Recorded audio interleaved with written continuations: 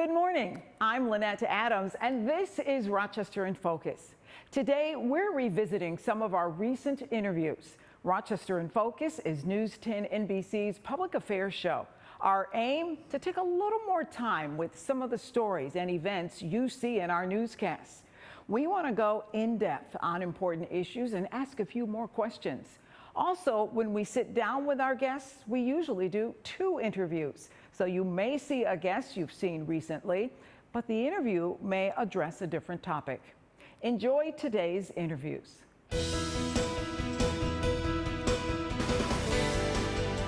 We're talking with Robert Ricks, the father of Robert Brooks, as well as Rosemary Rivera. They are part of a campaign to end violence in New York State.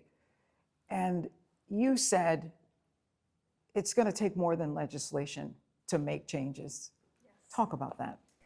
So I think that there's a need to really begin to change hearts and minds. At this point, kind of emulating what is happening in the country and the divisions that we see in the country has always happened in our prison system. You have the greens versus the blues. If you talk to a family member of a correction officer, they want their family to come home safe. You talk to the family of an incarcerated individual, they also want their families to come home safe. But there has been an incredible, brutal history within our prison systems in America. What do you want to see happen? Right now, I'd like to see Governor Kathy Hochul sign the omnibus package. While I really wanted more, Robert picked out additional bills like the Second Look Act, elder parole, all of these things to happen. People believe that it's like, oh, we're just gonna let criminals on the street. Actually, the Second Look Act just gives them a hearing to see if after 20 years, if they deserve another look. I'm sure that any of your viewers are not the same people today that they were 20 years ago. I'm definitely not. When I committed my crime and did 8 years in prison, I ran a statewide political organization. I've done things, I've changed my life. I'm giving back. That is part of my redemption story. Right now, Governor Hochul needs to sign this package before the anniversary of Robert Brooks' death. It would go a long way. And these are not bills that are going to do anything but perhaps make a guard pause before they actually beat someone to death again. Because if you recall, Messiah Nansui 3 months later was also beaten to death. So we want that egregious type of behavior to end. Then we also, in this package, would get more data transparency, the expansion of the State Committee on Corrections to have more than just law enforcement on it. You can have others that have a different perspective in order to have a full picture of what happens in there and to expand it.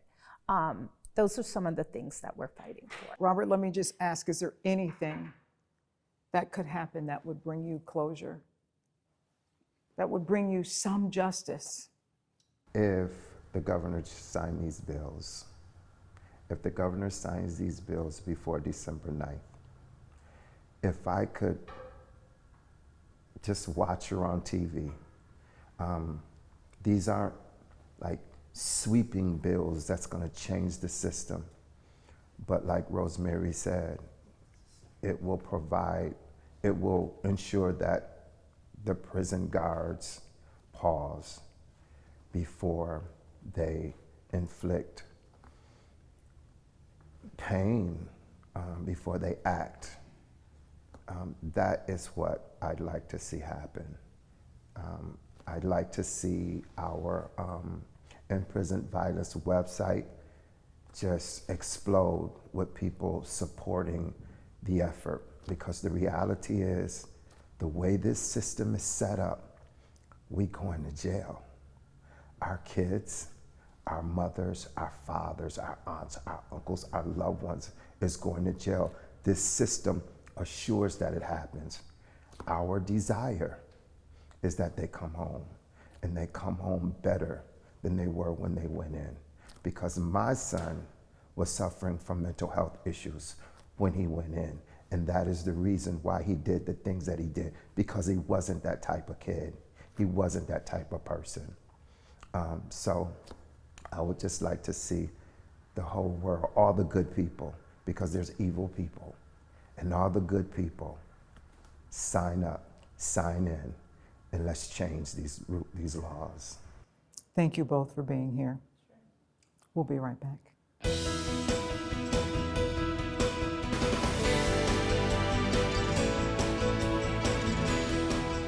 It may be hard to believe, but there's a lot of investment in Rochester, but not just Rochester, but a regional area that would include Rochester, Buffalo, and Syracuse. And the man who can tell us all about it is sitting right across from me, Dr. Joe Stefko, who is the president and CEO of One Rock.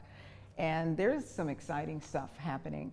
Talk about this whole idea of a regional area, regionalism, however you want to characterize it. Well, I think from a regional perspective, the real headline initiative and investment focuses on our federally designated regional tech hub. So this was announced last July. This is in partnership with our friends in Syracuse and Buffalo, and is the only designated and funded tech hub nationally that's focused on the full semiconductor value chain. So you think about the economic opportunity that presents. That's the oil of the 21st century. It's the lifeblood of the modern economy. And 10 years from today, 1 in 4 domestically produced semiconductor chips are going to be manufactured within 350 miles of where you and I are sitting. You talked about our revitalization partnership. That's not just focused on the region, but it's also putting money in the city of Rochester, right? It is. So the Regional Revitalization Partnership, or the RRP, is a separate super-regional effort. This includes Rochester and Buffalo and the city of Niagara Falls, anchored by the state of New York and the Ralph C. Wilson Jr. Foundation. $300 million across those 3 cities. Here in Rochester, at conclusion, we'll see a minimum of $80 million invested in projects like Harper's Corner at Main and Clinton downtown, our new West Main Gateway commercial corridor revitalization effort, which is focused on the West Main corridor from Bull's Head into the edge of downtown, right? So bringing those corridor investments, those placemaking and workforce investments that can create generational impact for the future.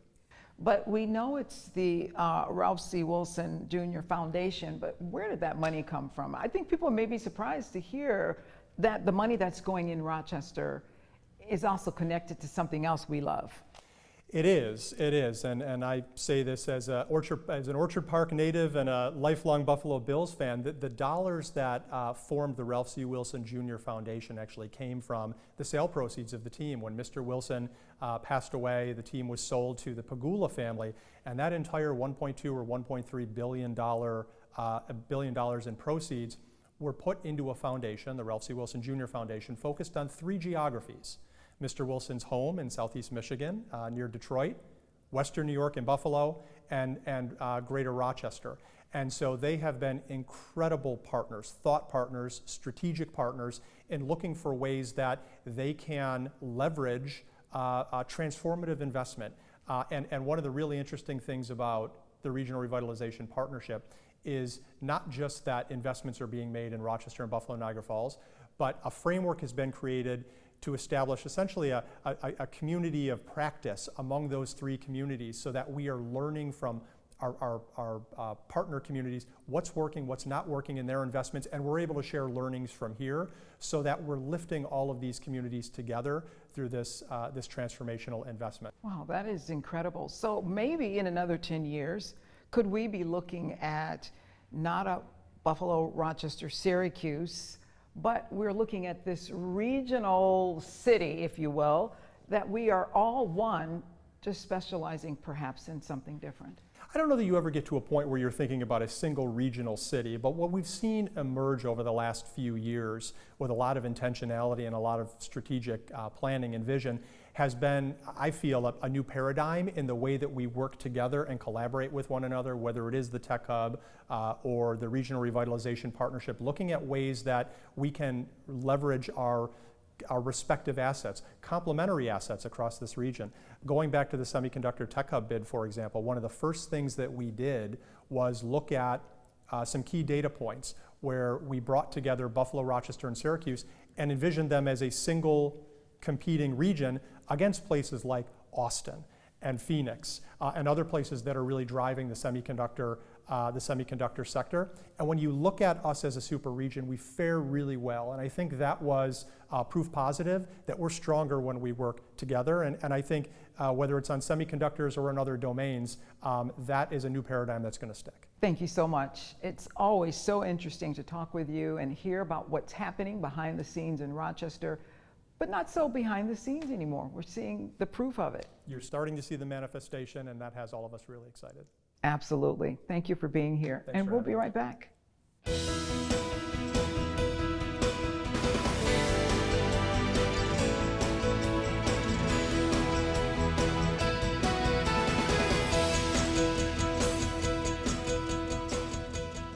Most of us at home don't think about microchips, yet they run just about every piece of electronic equipment that we use, from our cell phones to our laptops.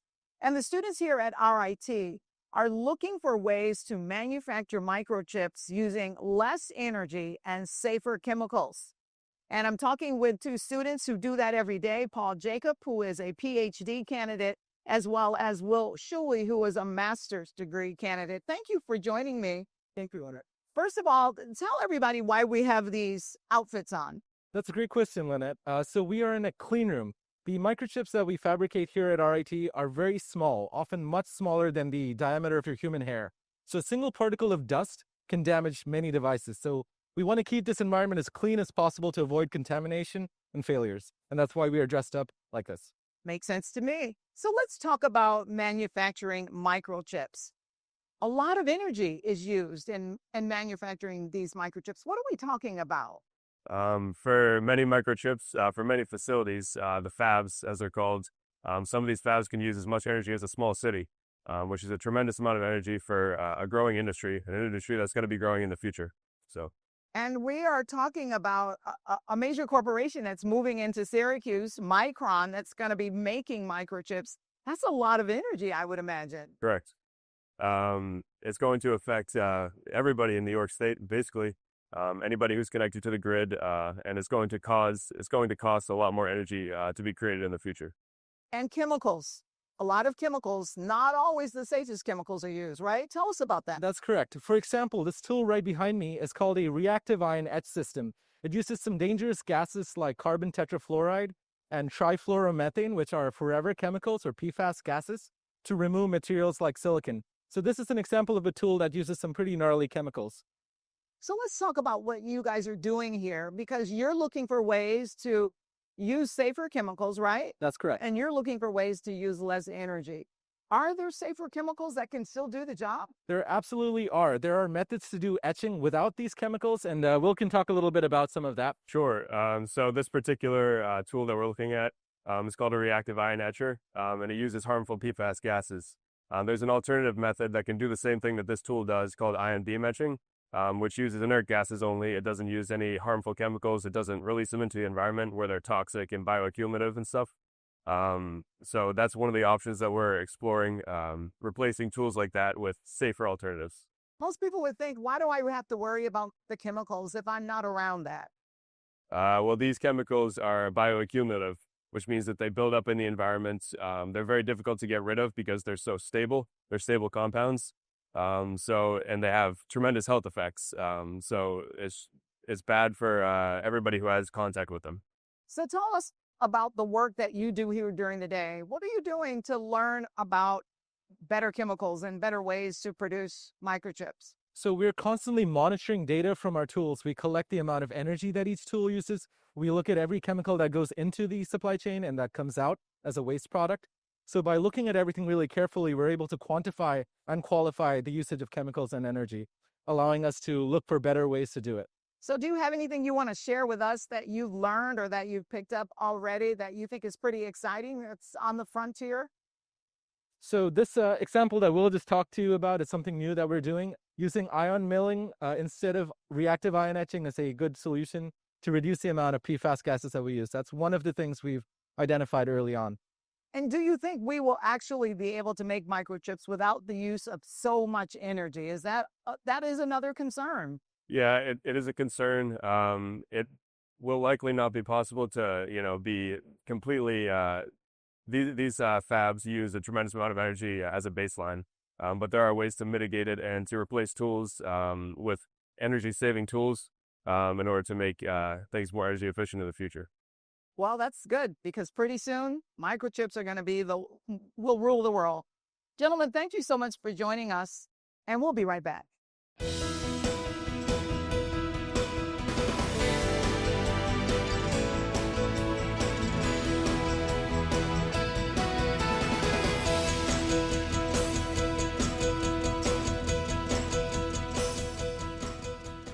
Today, I'm talking with Andrea Langston, and she is one busy lady.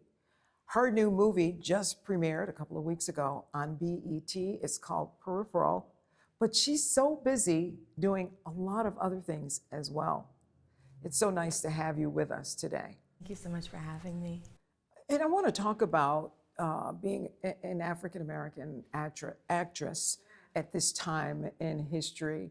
The wonderful thing is you can still live in Rochester and make movies and come back and give us a sense of what the movie industry is like and how you even break in. It's changed a lot. It's changed a lot. When I first started, I would go to auditions in person, 3 or 4 a day sometimes. I would be driving all over LA, and I feel like I had to be out there, and I miss my family so much. I'm an only child. I'm very close with my family. I was super close with my grandparents. Me and my parents are really tight, and so it was hard to be away from my family. But then something shifted with COVID where you couldn't go in for auditions anymore, and that's where I saw an opportunity to come back east, because now everything is virtual. So I'm doing a lot of auditions via Zoom, a lot of chemistry reads via Zoom. But if I was to recommend to a young Black woman today, find your community. Reach out to other Black actresses and talk to them about their experiences. Reach out to other filmmakers. There's even a Rochester Filmmaker Club that I did a film here. It was really fun. Reach out to people just within your immediate network. Make your profile on the different websites like Actors Access and Backstage, just to get your resume built, and continue to go from there and create your own. This film was something me and my friends created, and we really believed in it, and we knew what we had working for us, so we just kept pushing. So tell me what's next. I know that you've got some projects happening here in Rochester. One we were talking about earlier at the high school, right? Oh, at the middle school. Middle school, excuse me. Yes. So we have the middle school named after my grandfather. So we have been working hand in hand with the Andrew Langston Middle School, such an amazing administration over there. We developed a food bank for the kids last year so they could really understand the importance of work ethic and showing up and being dependable. And we're also infusing a financial literacy program for them as well, because I really believe it's important to start at that age. So we've been working with the Rochester City School District at the Andrew Langston Middle School over there. We also have been developing a beautiful podcast studio at the station. So my podcast, Unwritten, which is focusing on, really, I'm talking to myself with this podcast, where it's you've gone to school, you've done all the things, so now what? And so I'm talking to different women throughout the Rochester area about grieving, about community, about motherhood, about identity shifts. And so I've been doing that with my production company, so you can find that on wdkx.com and on our app. And I'm also writing a novel right now, and we are in pre-production for another film. One of the things you said to me earlier, which I think is so admirable, is that you want to show up. Got to. For little girls who are going to see you Absolutely. in that movie. You want to show up. Yeah. That is really important to you. Is that because of what you saw growing up? Well, I mean, I know you didn't want me to say it, but watching someone like you growing up, it is important to see someone that looks like you, to be in different fields.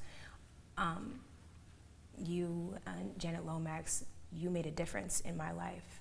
and the importance of having women like you in spaces where we can see ourselves, where we don't normally see ourselves, is so important. And if I can do that for other little girls in different aspects, Uhuru should not be the only Black woman in space.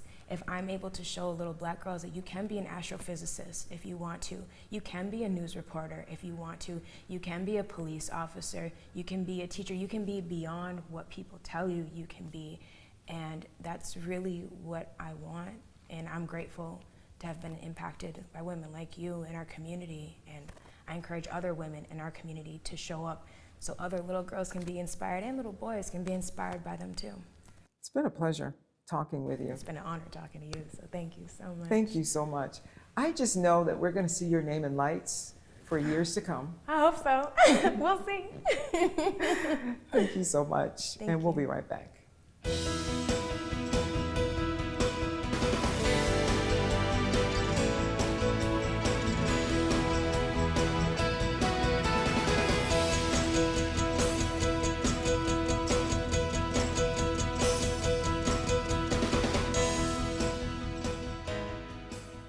Thank you to all of our guests. And if you would like to reach a guest or learn more about what you saw here today, we'll post contact information with this week's show at WHEC.com. Just click on Rochester in Focus and go to this week's show.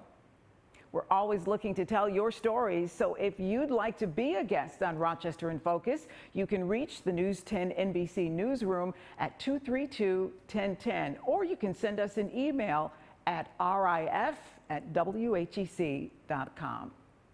Well, that's all the time we have. If you're wondering what your neighbors and friends are doing to make Rochester a great place to live, join us each Sunday morning for Rochester in Focus right here on News 10 NBC. Until next time, have a great week.